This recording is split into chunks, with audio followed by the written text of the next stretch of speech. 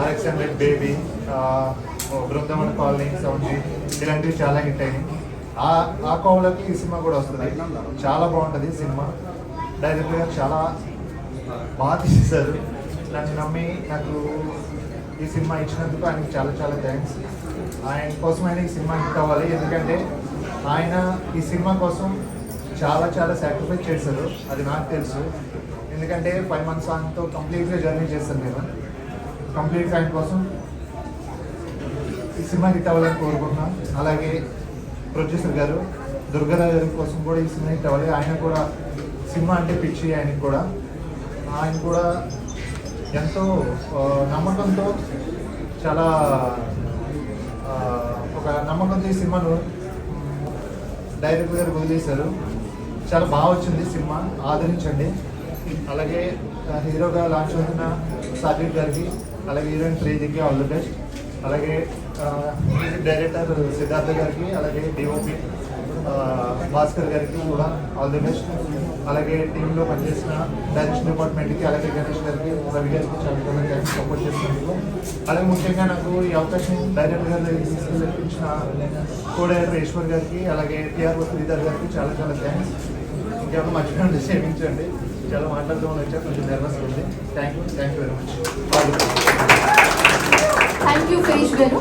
Movie నిర్మాత కనక దుర్గారావు పప్పుల గారిని ఇప్పుడు మాట్లాడవలసిందిగా కోరుతున్నాను.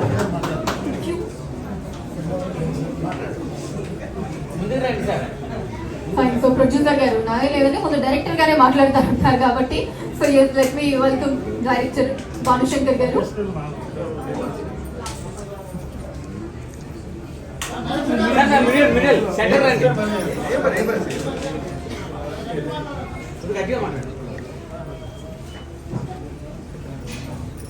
ఫస్ట్ నేను ఆకాష్ పూరి గారికి థ్యాంక్స్ చెప్తున్నాను. ఎందుకంటే సాత్విక్ ఎంకరేజ్ చేయాలనుకుంటున్నాను. యాక్చువల్గా మేము ఈ ప్రీ రిలీజ్ ఈవెంట్ అనుకున్నాం. ఫస్ట్ అనుకున్న తర్వాత ఈ ప్రీ రిలీజ్ ఈవెంట్ క్యాన్సిల్ చేసేసాం. అప్పటికప్పుడు ఆకాష్తో వస్తానన్నారు కదా, ఆయన వస్తానన్నప్పుడు మనం దీన్ని ఎందుకు క్యాన్సిల్ చేయాలి అని చెప్పి మళ్ళీ ఇమీడియట్గా ఇక్కడ పెట్టడం జరిగింది. కేవలం ఇది పెట్టడానికి కారణం అబ్బాయి వచ్చి అబ్బాయిని బ్లెస్ చేస్తానని ఒకే ఒక రీజన్.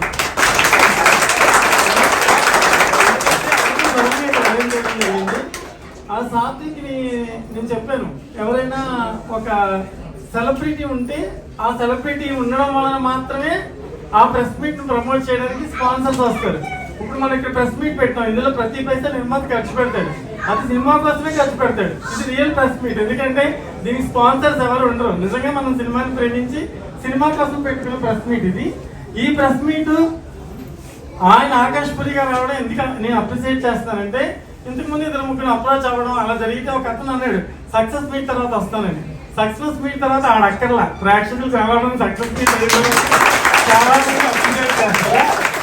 ఆకాష్ పూరి గారు ఇవన్నీ ఆలోచించకుండా కేవలం అబ్బాయి కొత్త ఆర్టిస్టు, మంచి చైల్డ్ ఆర్టిస్టు, తను ఎంకరేజ్ చేయాలని వచ్చాడు. నేటి బాలలే రేపటి